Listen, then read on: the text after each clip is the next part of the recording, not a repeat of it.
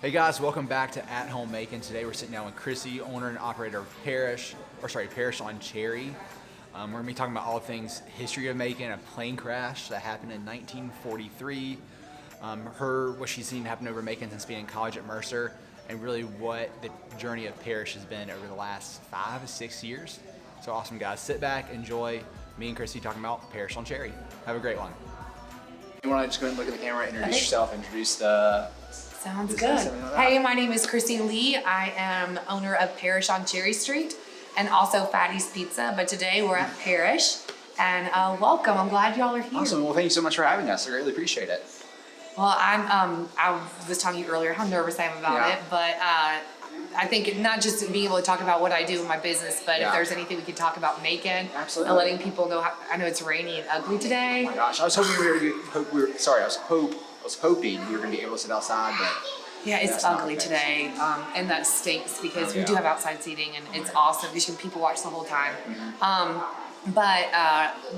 When somebody said that we could talk about the town and everything, then I was like, yes, bring it on. I would love to. So. Awesome. So let's just kind of start with Parish. How long has Parish been here? So origins of it? 6 years in July. Okay. And my business partner and I opened it July of 2015.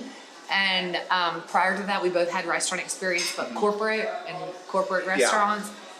We opened up dozens and dozens of restaurants in our for corporations. Of course. And I did open the Greek Corner, the original one. Okay. That was probably 20 years ago, I guess. Sometimes I forget how old I am. I still think I'm a youngster, but I'm not. And I fell in love with downtown then, actually. So I think I was like 22 or something. And you're originally from New Jersey, right? Yeah, I was born in New Jersey, Florida, and then and then you ended up here. Can you talk about that a little bit? Yeah, I went to Mercer University, and my first year was in 2000, and I loved Mercer, and I loved it. But the only thing that I was really jealous, so I was really upset because I was in a sorority and everything, and the Which sorority by chance? FAMU, hell yeah. There you go. Yeah, but so I lived in the sorority house and everything, but it was like the year after I left was when the football stadium came and everything started happening, and I was like in the student center, and I was like, you gotta be kidding me. Like we've been, we didn't get any of these perks and things, and but what was really lacking was downtown stuff. Like I was mentioning before, we only had a few places we could hop around to. So they'd have the trolleys come to Mercer, and then every hour on the hour they would drop off and pick up. Remember that food truck was on 3rd Street back in the day? So that reason that's there is because that was our charter. Like our trolley would drop us off there. So everybody would like eat hot dogs and stuff while they were waiting. But there was only a few places to go downtown. It was kind of scary. Like, they had Murpo, like always driving around. Most of the buildings were empty and not occupied. And I mean, I've never had a problem with like my safety being, in danger. It was just, it was ugly and just not like, you weren't excited to visit and show people where you're from. But then after I left school, or after school, I stayed in Macon just a little bit. And then I moved to Atlanta, ended up coming back to Macon from a job that said, hey, we really need your help. We would love for you to come help us out at this restaurant in this town called Macon, Georgia, And I was like, no, I've taken years to get out of this city, and I did not want to take this job at all. But I did, and I'm glad I did, because that journey led me on to being able to introduce myself again to downtown and doing the Greek Corner Deli and falling in love with the downtown community. So and then it was just it's been a crazy roller coaster ride the past 6 years, but I love it. I don't think I would change a thing. Awesome. So we were talking earlier, and it was more of like the transformation of Macon. So you're telling us when you were in school here, it was the Rookery, it was a place next door, and then Waterworks. And you were telling us about Rookery and I think Hummingbird was here, but it was like, I think because I was probably like underage, and that it wasn't that kind of place then. It was like a I would say older crowd, but probably my age now kind of crowd. And I think it was like a cool place to go, but not for like underage college kids. So I don't even think I ever had stepped foot in there, but I believe it was there 20 years ago. But yeah, Rookery was. What did the Rookery used to look like? Oh my gosh. So it still had the upstairs and it had itty bitty bathrooms, which I think they remodeled those a few years ago. It didn't have the space on the right hand side where they have the new bar, all that. Well, that's fairly new too. But you walked in, you saw the bar where it was. I mean, it was the hot spot to be. But it was not like it is now. When they did the Rookery and redid it, I mean, it's gorgeous and completely different. So now there's food that you could eat. Yeah, you said there's carpet you see in there? Yes. And lots of people have left their elements on the carpet. And I mean, you would go upstairs, the little stairs, and people would have Sharpies and stuff, and you'd write your name everywhere and on, all over the ceilings and the walls. It was like a hole in the wall. So my mom, it's a funny story. My mom, when I was in college, I would tell her, oh my gosh, the last night I went to the Rookery, so-and-so fell off the bar, she was dancing, so-and-so threw up all over the place. Like, they didn't kick you out because everybody else did it. You just kind of cleaned up your mess. It was like a bar. It was a party bar. And it was definitely a party bar. And she always heard these stories about the Rookery, and she was like, ugh. So when I opened Parish, like when we were building it out, like painting and everything and redoing everything, my mom came to visit from Florida, and I was like, oh my gosh, we're gonna go eat at the Rookery, because one of my favorite things to eat downtown is at the Rookery, and it's the King Bee wrap. Okay. And I don't even eat pimento cheese, but I found out years later that it had pimento cheese in it, and I don't care, I love it, it's delicious. But I wanted to take my mom to go to the Rookery, and she was like, no. And I was like, no, Mom, really, like, it's the best place to go downtown, you gotta go. And she was like, I am so disappointed in you, I cannot believe you would take me to this place where they would throw up and pee in the corners and da-da-da. I was like, no. I was like, it's not that place anymore. Now it's like the it spot, like the hot spot to go eat, and it's beautiful and amazing, the food's delicious. So she was very hesitant, did not want to go, and was mad at me that I would even suggest it, because of all my stories from the days. But yeah, so. That's pretty incredible. So you're here for school, then you got to Atlanta, and the job recruited you back to Macon. Yes. But then you're doing restaurants down here, right, for franchises. Yep. But then they tried to pull you out of Macon, and that's where. So I left my long-term job. I had left and went on a sabbatical, like I had mentioned. I had some health issues that I had to get under control. And in that time, about 9 months later, I got a phone call from a company that pretty much was like, we need help at one of our businesses. It's failing, our restaurants. We need to send you down there and kind of figure out what's going on and, assess the situation and see if we need to close this location down or if what do we need to do? And I was like, oh yeah, I'm up. That sounds awesome. I love it. I used to audit restaurants all the time, working for corporate. And so I was used to it, and they said, well, I was so excited because I was ready to move and go. I was single, I'm like, I'll go anywhere. And they said, it's this town in middle Georgia called Macon. And I was like, no. I was like, I am not going back there. This was before, I said, when downtown was not downtown like it is today. There was not much to do here. I mean, there wasn't. But I did not want to go. It took me 3 years to sell the house I had here. And I had just sold it like 2 weeks before they called me, and I prayed about it, and I was like, you know what? I'm gonna do this. For some reason, I got this calling. I'm gonna go to this place. So I went and worked for this company, and I was trying to convince them that if they were gonna make it in this town, they needed to move to downtown. I was like, you need to move downtown.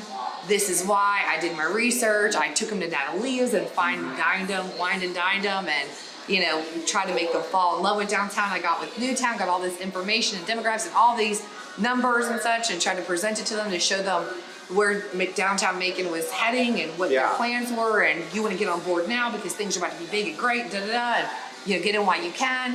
And this company was like, this is no. And I was like, what do you mean no? And I'm thinking, this is good. I've had 4 days hanging out with these people. I'm showing them the sites. And they said, you have been pleasant. We've really enjoyed working with you, but you need to get a new job because this town you're promoting is pretty much crap. And I was like, my feelings, I'm not even like a born and raised Maconite, but this is my hometown. I say it is now. But they just thought it was awful. And they said, you're downtown.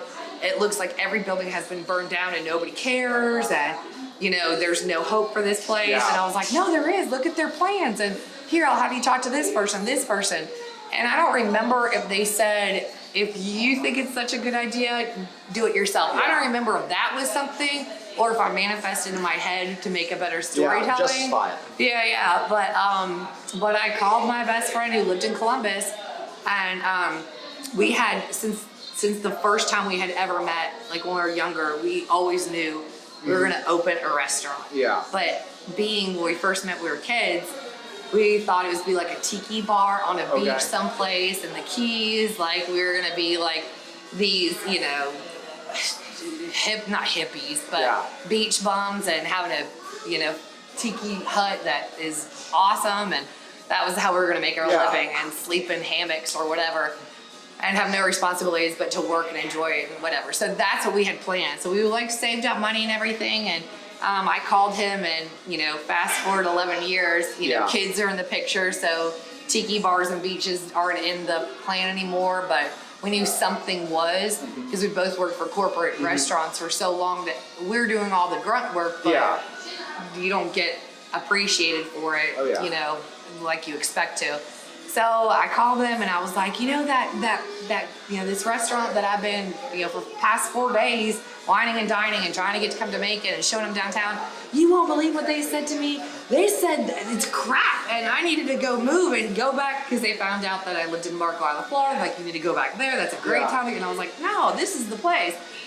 And my best friend was like, oh my God, I love Macon. That's when we started hanging out at the Hummingbird. And we're like, this is a great place. Like, this is going to be awesome. We'll go hang out here all the time and hang out in downtown, and we have big things are coming, we thought, and I said, you know, it's time. I said, I know you have this great job and you got wife and kids and you live 2 hours away, but I'm telling you, we need to do this. Like, now's the time. Like, we've been saving money. Let's make the jump and let's do it. And you know, we didn't pray about it too long, because we started looking at places in downtown, and there was lots of vacant buildings. I mean, every single one was pretty much vacant. There wasn't many restaurants. I think there was 6 total restaurants here when we opened Parish, that I know of. I mean, I'm sure there might have been some others. I wish I would have gotten to go to those, but those are the only ones I can think of. And he came up here and we looked around at locations, and then all of a sudden, out of the blue, we got a phone call, and this was the space we loved because it had the garage door, and it used to be, Bottoms Up was next door and Foul Play was here. And it had been vacant for a while. And so it was a club? It was a bar. It was like a sports bar or something, or a chicken wing place. I don't know. But yeah, I mean, it was people. I think I was getting too old for, like, you know, being a cool kid. Like, well, I was never a cool kid, but too old for like this kind of scene. It was always packed. But I liked it because it had the garage door. It was on Cherry Street, and like I mentioned before, Rookery was like the place to go. And I was like, oh my God, if we could get a place close to Rookery, you know, that would be great, because we don't have any money to advertise. We'll just tell everybody we're across the street from the Rookery, or when they go to the Rookery, they'll see us across the street. So we were really happy about the location, and it wasn't available. They're like, we're sorry, this isn't available. And they weren't selling it, or you know, whatever the case, they weren't leasing it. It was vacant. Wow. And then this guy, a gentleman, was gonna purchase the building, and that day he said, you know what, I'll purchase it if I can get a tenant. I have very specific needs. I don't want anybody, you know, he was really invested into young entrepreneurs. And wanted to, I mean, he's like a guardian angel. This man's amazing. And he heard that here are these 2 young kids that wanted to open up their own restaurant. So he kind of got to know our background a little bit, and through other people. And then he called us, and we came the next day and signed a lease, and we've been here ever since. So it was, I mean, we did so much.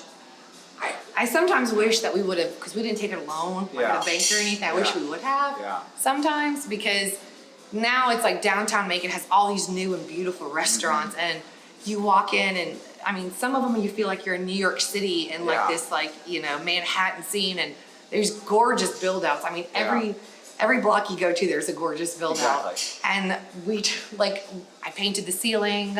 We toured on this wall and saw this old staircase there. And we ordered that curtain and just stapled, like, we did everything by hand. We painted every single thing on here, and we had kids, and I had my kid in a pack and play, and but we have so many stories in here, like the light fixtures, those lamps. We had donated money to Newtown. Yeah. Years ago, and in return it was kind of like, well, we have these lamps, we're cleaning out a warehouse, and you could put those towards like you bought these lamps kind of thing. And I was like, okay, cool. I was thinking we'd put them outside. Oh yeah. And then the city wouldn't permit you to put outside. They didn't have a lot of rules and regulations, Yeah. but that was one of them. You couldn't have these light fixtures outside Yeah. the time. So I was like, oh crap, what do we do with them?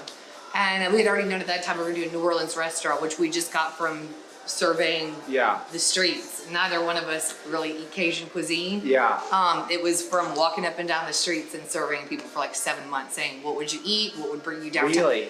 Yes. And he kept being like, stop telling people what you want to open. Because I wanted an Italian restaurant. Yeah. And I was like, I love Italian food.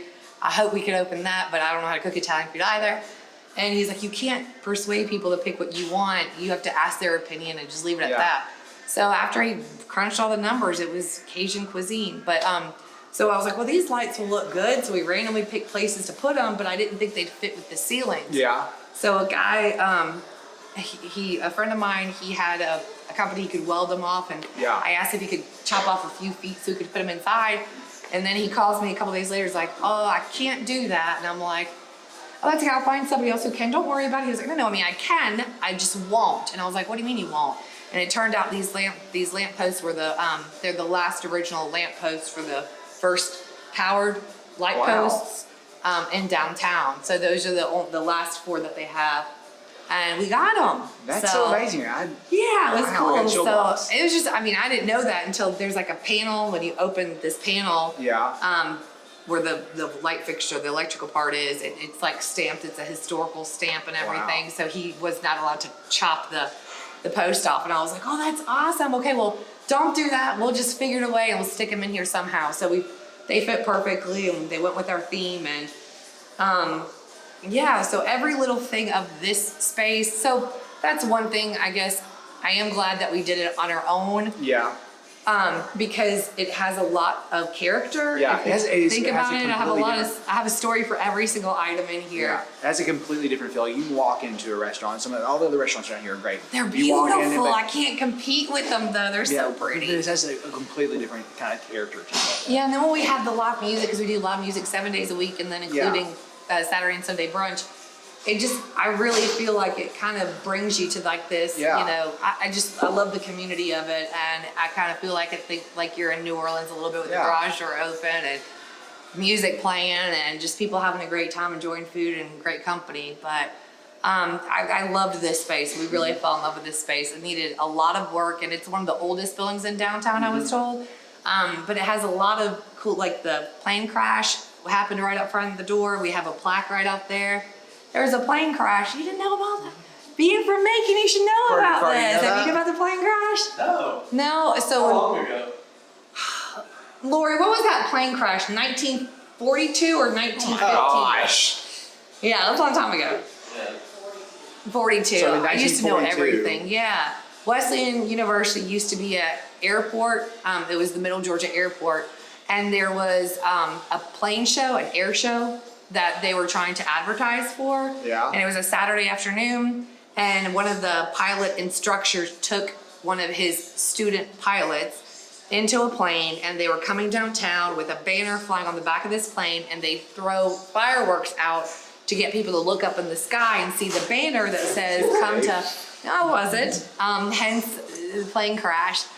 The second firework they threw out the left side of the plane, it caught the wing and the plane actually crashed here. But there's a video on Facebook, on the Macon Vintage Facebook page. Yeah. And it's crazy cool because, I don't know, it's just not cool, it's horrible that it happened. Yeah. But it's just unbelievable to know that it happened so long ago. They have footage of this aftermath. So the pilot and the student pilot both passed away. Oh, no. So we actually had drinks named after them. We contacted their families to ask if it would be respectful, like if they wouldn't mind. We'd like to, in their memory, have these drinks in their memory kind of thing. So when we first opened, we had that. We still do, but we wanted to contact them.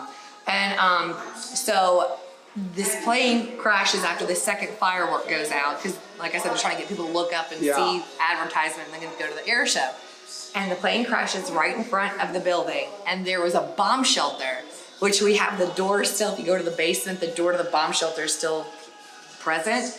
And thank goodness they never needed to use the bomb shelter for anything, because when the plane crashed, this guy was videotaping everything, and he's like looking up on all the buildings, and downtown's just packed. Like everyone's like, I mean, on the rooftops, people are standing. Like, I don't know what people were standing on rooftops for, but I guess the residents maybe went on the rooftop to see what was going on. I don't know. But it was, I mean, Cherry Street was slammed. Like this video shows it just packed. And it shows this airplane laying right like before our outside patio chairs. Right there's this plane crash.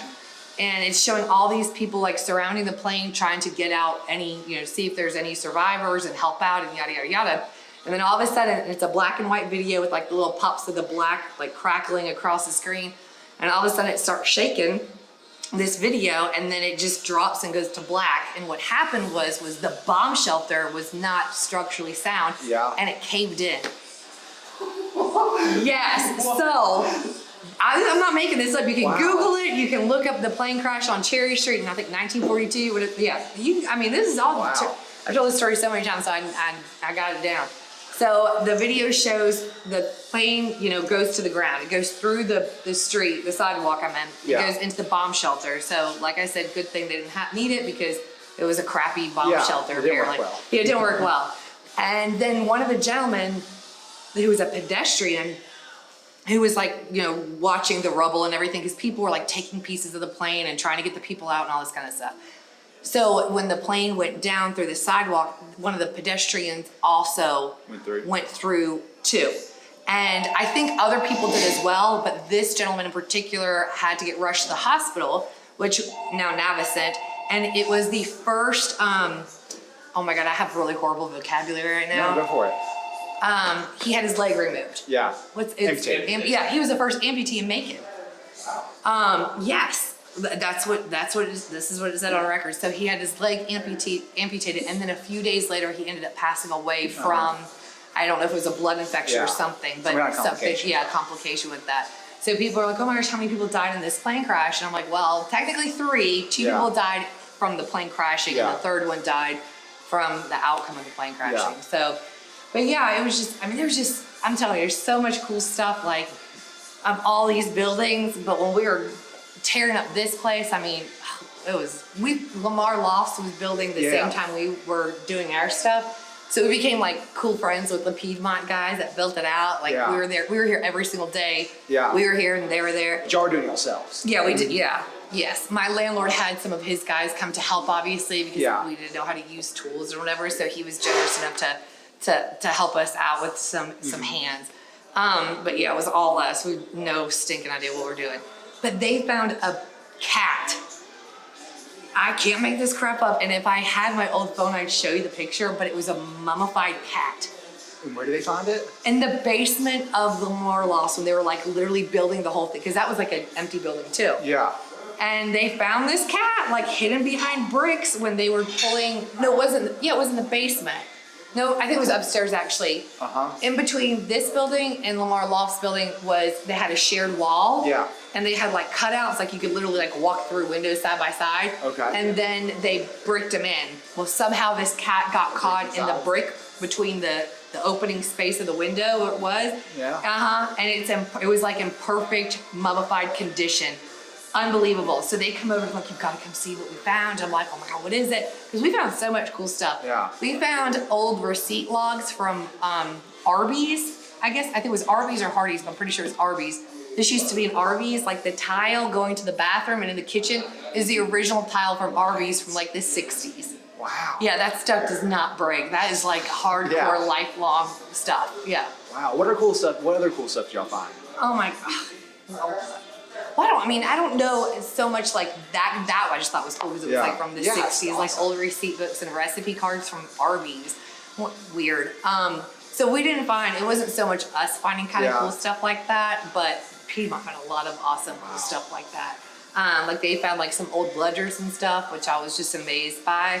I don't know what they did with them. Maybe they donated to the historical company, but I thought those were really neat. But these buildings, it's crazy. Like, it's really nuts. This stuff, like, you have no idea about, what you find once you start digging in there. But here, I I don't have way too many stories other than it's one of the oldest buildings downtown. I was told that like in the 1800s, it was like a law firm, a doctor's office, and a courthouse kind of thing, all in like one-stop shop kind of thing. So yeah, I was like, oh, that's really neat.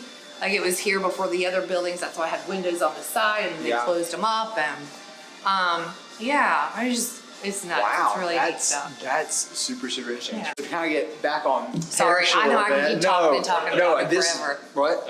The red 30. So we'll keep going. Sorry, that was such an amazing story. Was it really? I don't know. I just like talking about it. I was fully invested. I was emotionally invested. Yay. So Parish, the cuisine came from like public survey, and then literally surveying people and and so I don't like spicy food. Yeah. And in my head before learning about New Orleans cuisine, in my head I guess ignorance, I'm like, oh, it's spicy, you don't like hot food. I don't like New Orleans style food. Like I just didn't even want to try it, eat it, nothing. Turns out that's not what it is. I had to learn all that. It's about using what they call the Trinity and fresh ingredients and a lot of seasoning for flavor, not so much to make it spicy, but a lot of their fresh flavors, they pop and stuff, but and the ways they prepare it and cook it. So you learn a lot of techniques and stuff, but I didn't know about any of it. Wow. So I wanted an Italian restaurant, like I said. And I was like, let's open an Italian restaurant. But my business partner, he is very intelligent, and he was like, we are not the ones buying our food. So like if it was Italian, I would go eat there every day, 3 days a week. I would be the biggest supporter. But he's like, you're not the one. We need other people to purchase our food so they can help us pay our bills kind of thing. And I was like, oh, okay, so we need to find out what they want, because we're not chefs. I will eat anything. Like I like great food, but I'll eat, you give me a hot dog and you know, I could care less. I'll eat anything. I enjoy just eating, period. I can find joy in anything. So it didn't matter to me what we were cooking. We just wanted, I like to please people, and I wanted to get them what they wanted. He wanted to pick something that we could financially take care of ourselves, meaning that they have to want it to buy it kind of thing. So it worked out good, and we came up with this concept, and it ran with it. So wow. I mean, I would argue that y'all were one of the staples down here. Like when I think of Rosary now, I think of Parish. Shush, because you saying that you have no idea. That's like when people compare Fatties to Ingleside Village, and I'm like, oh my God, don't even, because that's very, like, that means a lot, because we hold them up on such high pedestals for us to be even like close to being like that. So what year did y'all start? Like, what year did Parish open? 2015. Really? Yeah. Oh my gosh, I thought it was so much longer before that. Yeah, it's 2021, so we opened in 2015. So what was the transformation from Parish from 2015 to Parish 2021? Right off the jump, we had no idea that music was going to be a thing for us, like having live music. That wasn't, this just wasn't even in our wheelhouse. We never even thought about that. All of a sudden, a gentleman's like walking down the street. The day we're opening, it was a Friday. We opened on a Friday. We stormed so bad that night. Piedmont was doing construction. A ladder went through our roof. The whole thing flooded. It blew out our electrical outlet. So we had to open a week later, actually. So our opening date was pushed back because all our stuff went bad. It was awful. Everything that happened to us, like we thought, is this God telling us not to do this? Like our ice machine caught on fire, and my business partner got burned. Like everything was bad. But we were like, no. These are just testers. We can get through all this crap and be good. But anyway, so we were opening up, and this gentleman was walking by, Dean Brown, and he's like, hey, I've got this van. A part broke down. I'm trying to get to from point A to point B. Do you care if I play music, out here, for money? And I was like, listen, it's nice to meet you.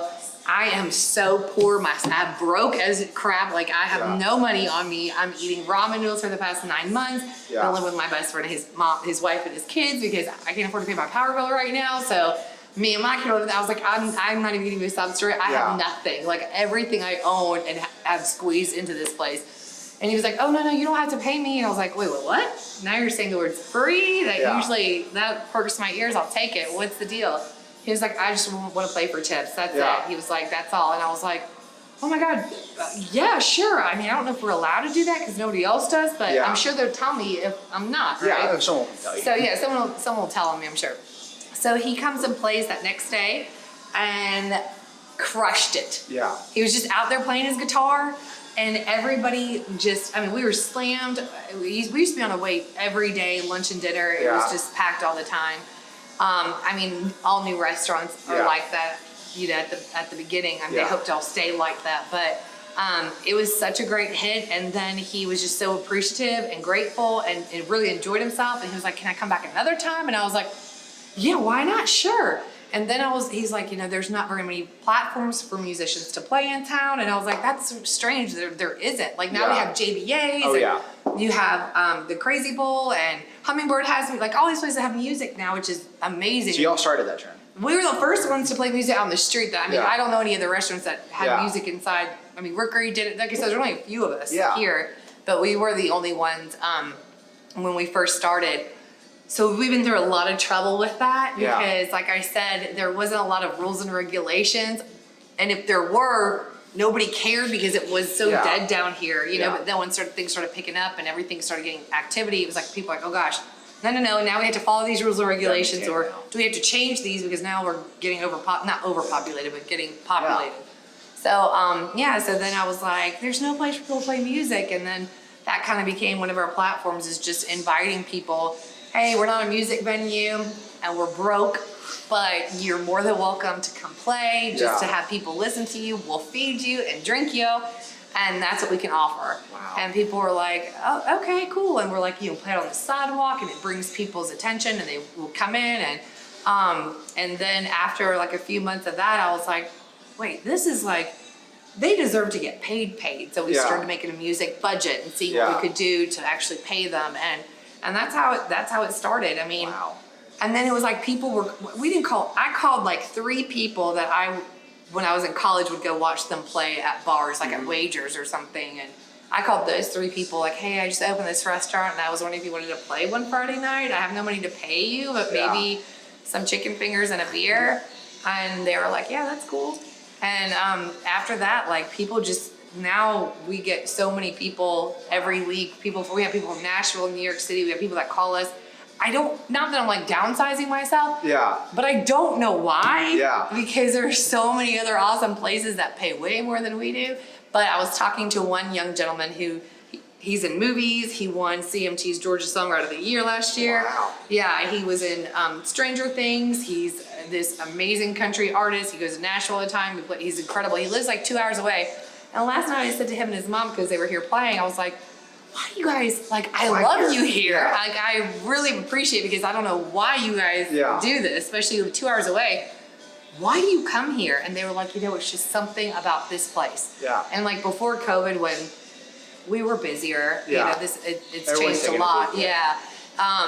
They liked that intimacy with the customers, and it was just, they said it was always happy. The staff was always friendly, and they just felt so comfortable and welcoming, and it was not like a stressful show. It was just like playing with family and friends, and I was like, you know what? Okay, like, you know, I guess that's priceless to them. You know, I mean, not priceless. They would like to get paid, but they take what they can, come in here because they enjoy that intimacy with people and that real, you know, close connection that they had with other customers. And you know, other places you're playing up on a stage someplace, you're kind of away from them. You're not getting to interact with them. And here, it's like right in your face. Like right when you walk in the doors, I'm like music in your face. Wow. So, so. That sounds like authenticity to me. More than intimacy, like it's a very authentic. So, like I said, you can walk into some of these other places downtown. They're really nicely done, professionally redone, all this kind of stuff. But you walk in here, it's so much more authentic and so much more character.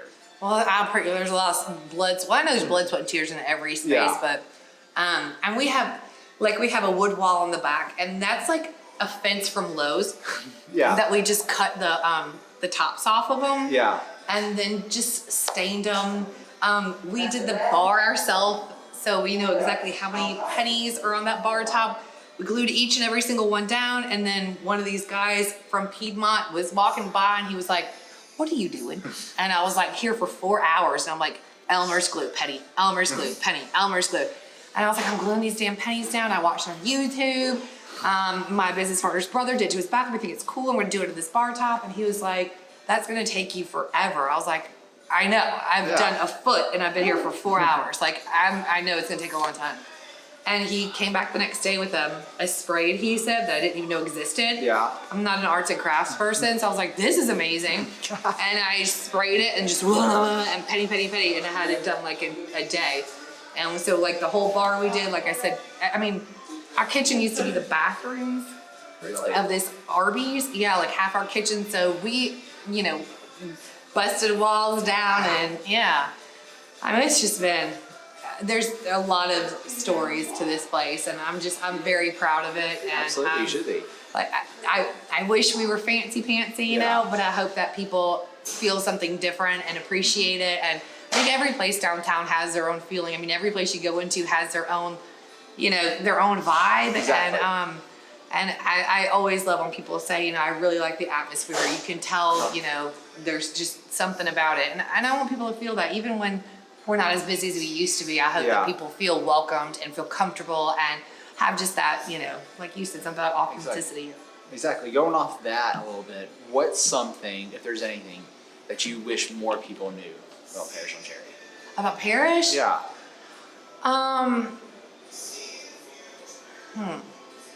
So I'm not a chef. Okay. I have the most amazing team of people here. Okay. A lot of them, we have worked together for 10 to 20 years. Wow. And we have gone from we're very loyal, but we've gone to work places together. I was a single mom living in Macon, Georgia. My family was 10 hours away, and you know, I had my best friend here and their family, and that was about it. But my staff raised my kid. Yeah. I mean, she had, like I said, pack and play at my old job. She was I don't know how old she was, like days probably. I brought her to work and this little care. I didn't know what to do with the baby. Yeah. I was like, but I have to work. I don't get maternity leave. And I have these guys, you know, clock out and they go sit in the office with this little itty bitty newborn baby and they'd watch her. And so my whole point of that is we really are passionate about what we do. Yeah. We love what we do. I wish I had millions of dollars to pay them what I feel like they deserve and do that for them. But in return, I give them a great place to work where they know they're appreciated and cared about. And they're so passionate about everything they do. Yeah. So when people, you know, if they say something good, they really take it to heart and they get really happy to be noticed. And they're, you know, they didn't go to culinary school, but they love the idea of being creative and making something of their own and showing it off and having something to be proud of, you know, that they work towards. And we just, all of us really do care. And we've had our problems. Like a couple of years ago, we had a horrible, I know everyone's like, why are you talking about this? This is awful. But we had a horrible health inspection. Okay. The majority were big things for building stuff. Oh yeah. And you know, no matter how much you explain it to people, people don't hear the explanation. They just see the score and they could care less. And I don't blame them. I'm the same way. Like it's very hard to bend the other way. But we've done a lot since. I mean, we have fixed everything that, you know, ever could be addressed and some, and have changed things up again. And I think that's one thing, is asking the community to kind of give us another chance, because you get backlash. You know, one thing happens that isn't, you know, Exactly. it wasn't, I don't know, I was really shocked, and I was pregnant too, so I was super emotional at the time. So that was a pretty bad time, but we made it through that, and that was a period that I thought, okay, this isn't gonna happen. Like this is God telling you, now you gotta stop this. Here's your time to bow out. Yeah. But we didn't bow out. We just kept going and changing things that we needed to change, and trying to show the community that we're gonna do whatever we can to, you know, gain their respect back and their trust, and to just please come back. And they did, and it was amazing. It's That's amazing awesome. to have that chance to people come. So I guess to tell people, like, come back and give us a try. We have a lot of new menu items, because we were also closed during COVID for like 9 months. And that was awful. But every day I had the staff that was here before COVID, which I only have like 5 or 6 of them that ended up coming back. Yeah. We were here like almost every single day. Yeah. Cleaning and building and repainting and doing this and doing that and doing new menu stuff and just trying to create things. And It was like they never stopped working. Yeah. And I was like, why are you guys here? You don't have to do this. I can't pay you. I have no money to pay you. I don't have no loans. I haven't got nothing. I didn't get, I can't do anything. Yeah. And they're like, no, we love this place. Wow. Like, we're going to do anything and everything we can. We're going to reopen these doors. So, and then the musicians, which were an incredible blessing too, when they found out we were opening, they were like, can we get on the books? Can you put us down for this date? How about this Friday, this and that? And I was like crying as I'm texting them back or emailing them back saying, I have maxed out all my credit cards. I'm asking favors from every living person I can think of to just get my doors back open. I can't do music. Like I cannot even afford to give you a free drink or, anything. I don't know what to do. And every single one of them pretty much was like, I don't care. I just want to come back and play like at Parish. I just want to come back. Whatever I can do, it's on me. Like, let's get these doors back open. And I'm just like, what? Like, it was amazing. And so then all these musicians came and filled up every single day and just played their little hearts out. And I mean, even if it was for one person, like I said, COVID's changed a lot for us, reopening, but we're still here. We're grateful, and we're still treating every customer like they're the most important person here. And we're really proud of it. But that was just the camaraderie and just the relationships you build and everything. And I mean, having these musicians, like, this is what they do for a living too. Like, and they don't get paid enough either. I'm not a music venue and I don't have it in my budget to do more, but I appreciate them and I respect them and enjoy them coming, and they enjoy being here. But for them to have done that meant the world to me. Like, it was really a big deal for them to just be like, we're gonna come play, don't worry about it. Like, we're gonna blast and let people know, and we'll go live so people that don't want to come out still, they can watch us live. And I just thought it was really awesome, the measures that they took to help us out. So it was cool.